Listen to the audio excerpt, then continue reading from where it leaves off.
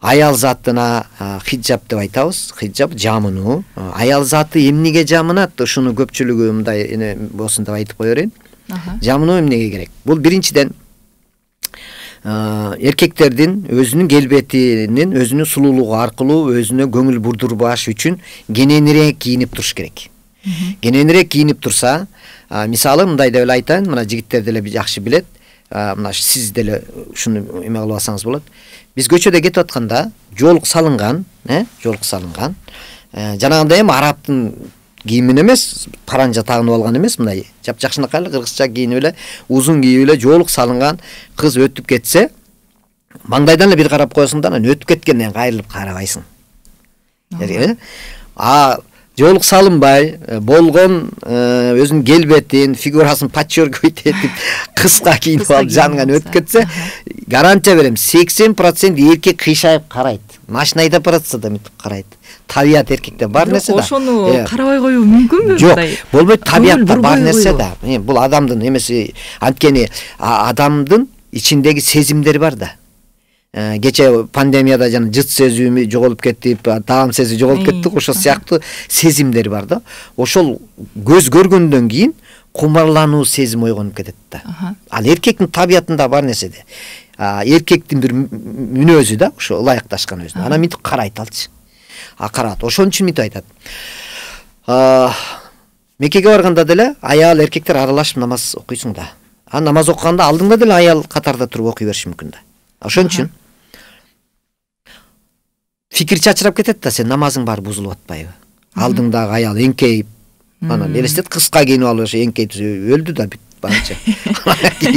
Ошон үчүн кенен кийинип алса, анын келбети такыр билинбеш керек. Ийининен ылдый көздөй түз бутуна чейин кеткен көйнөк болуп, денеси подчеркивать этилбей турса, маани берилбейт ал.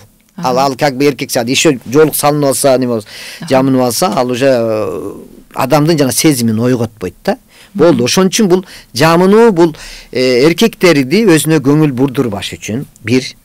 Экинчиден, аял заты өзү дагы тозокко түшүп калбас үчүн. Себеби ошончо эркектин баарын ар кандай фикирлерин чачыратып атканга өзү неме болуп берип атпайбы?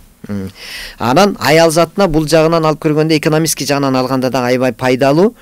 Көп, мисалы 10 кыз болсо, 10 кыздын экөөсү идеальный фигурада болушу мүмкүн, 8 андай эмес болуп калышы да мүмкүн. То есть бул кенен кийим аял затынын кемчилигин дагы жашырып турат дейт. Сен аяшыңдын буту кыйшык экенин өмүр бою көрбөй жүрүп өтүп кетесиң. Анткени ал жабылып турат. Ошон үчүн ал бирөөнүн аялы. Сен ага кандай анан ал жөнүндө сөз да кылбайсың, ал жөнүндө көңүл да бурбайсың, карабайсың дагы. Ушундай да. Бул уже кемчиликти бир аял толук болушу мүмкүн. Бир аял арык болушу мүмкүн. Мына ушулардын баарын кенен көйнөк не кылат? Кемчиликти жашырат.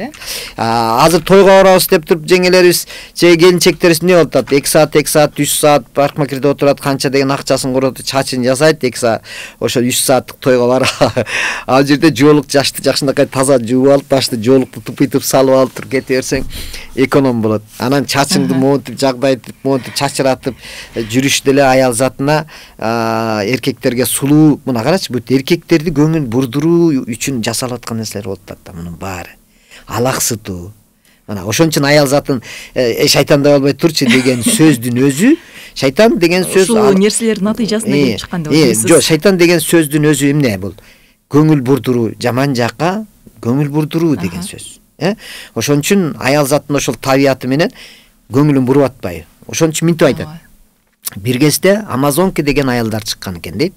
Баягы купальник деп коеюнчу, ашык айтканда, купальникчен кийинип алып жүргөн аялдар экен деп коелу да. Ошол аялдар баатыр аялдар болгон экен. Алар эркектерди теңсинбей, эркектерди өлтүргөн. Уккан чыгарсың, ушундай аялдар болгон да. Эркектерди өлтүрүп берген да, биз жашоодо кыйынбыз деген болупчу.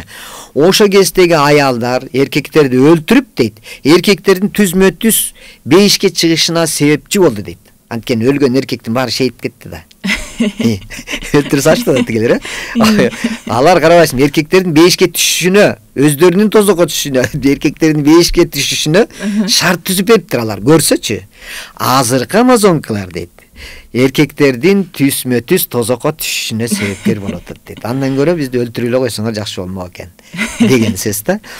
Анткени азыр көчөдө купальниктей болуп кийинип алып, же эме эмес, көйнөк эмес, же юбка эмес, же неме болсо ачык болуп кийинип алса, любой эркек айтып атпайм, баары бир карайт. Ошол карасын деп атайын ошондой кийинип аткандан кийин, демек аракет кылып атасыңар көңүл бурдуруш үчүн. Туурабы?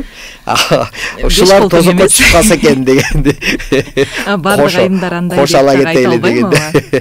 Арасында жакшылары да бар, агай жамандары да бар дегендей. Жок, кийим маселеси боюнча түшүнүк болсун деген айтып атам мен. Эмен ал баягы билбестиктен, мурдагы адамдар билбестиктен адашса дейт, азыркы адамдар мен билем дегенден адашат деп атпайбы? Азыркылар жок андай эмес, мындай болсо эмне болуптур, андай болбойт, мындай да деп эле акылга сала берет экен. Мурдагылар просто билбей адашкан экен. Уккан эмес, көргөн эмес. Азыр айтуу болуп атпайбы? Айтылып атат да. Демек, аял заты кенен кийинип көйнөк кийип, анан жоолук салынып, анан жүзү ачык болсо эле жетиштүү деген себеби, мына мен сиздин жүзүңүздү көрүп эле тааныйм да. Да бирөөнүн жүзүн көрүп эле, бул баланчанын аялы экен, тиги баланчанын кызы экен деп эле жүзүнөн өңүнөн эле тааныса болот дейт. Болду. Анан аял затын баарын ары каратып коюп, анан фигурасынан таанышдын деле кажети жок экен да. Түшүнүктүү агай, келиңиз, бул жакта дагы суроо келген экен. Өзүңүз англистин кийимин кийесиз го, эмнеге улуттук кийим кийген эмессиз? Костюм-шым англо-саксондордуку да, калпак, шырылган чапан, кемер кур, жаргак шым кийгениңизди көрө элекпиз дейт. Буга кандай жооп бересиз? Мен түшүндүм. Мисалы, кече биз конституцияны өзгөртүп атабыз деп айтабыз го, дегендей. Конституцияны өзгөртө беребиз, анткени биздин улам эмебизге, жашоо шартыбыздын ылайыкташып, бул пайдалуу экен, элибизге бул пайдалуу экен. Мурдагы жазып койгон законубуз ал иштебейт экен азыр, андан көрө иштей турган закон жасалып өзгөртөбүз го. Конституция бул Куран эмес, өзгөртүү ийгедей. Аны өзгөртө берсе болот. Ошол сыяктуу жашоо шартына ылайыкташып, өнүгүү, өсүү, прогресс болуп аткандыктан ошого ылайыкташып кийине беребиз. Бирок менин кийимимде башка эмелерге, мисалы, зыян келбей турган кийим болуш керек, Анан илгери аталарыбыз бутуна чаар эмнеле, тиги эме өтүк кийбей эле кожаны мынтип ороп алыптыр деп эле жүрө берсек туура эмес болуп калат. Азыр андан ошол эле кожадан тупуйтуп эле ботинке жасап коюп атат да, туурабы? Жакшынакай кылып эле. Ар бир эменин замандын эмесине ылайыкташып келген, неметип келген кийимдерин, бирок ошол кийим дагы жанагындай адамдын ден соолугуна же башка адамдын ден соолугуна даже зыян келтирбей тургандай болуш керек. Анан мисалы, азыр арабтардын кийими жөнүндө сөз болуп атпайбы, туурабы? Арабтардын кийимин кийсек, демек биздин адам кыргыздардын эмесине ден соолугуна да зыян келген сыяктуу алар ошондон чычалап, ошону кийбейбиз, анын эмне кереги бар эле, өзүбүздүн кийимибиз бар турбайбы деп атабыз. Кыргызыбыздын национальный кийимдери азыр мына мисалы кыялы тигип атат, сыртка да укмуш болуп, сонун тигилип атат. Мен кийип эле жүрбөйм концертте, мыяктар оймолуу, чоймолуу, сонун түрлүү ошондой эле кийимдерди, бирок көчөгө бул эскиче кийинип ал дегенде мааниде айтып атат окшойт. Эскиче кийинип албайт да, азыркыча эле кийинесиң. Бирок ошо кийген кийимибиз соответствующий болуш керек деген нерсени айтып атам. Ошол.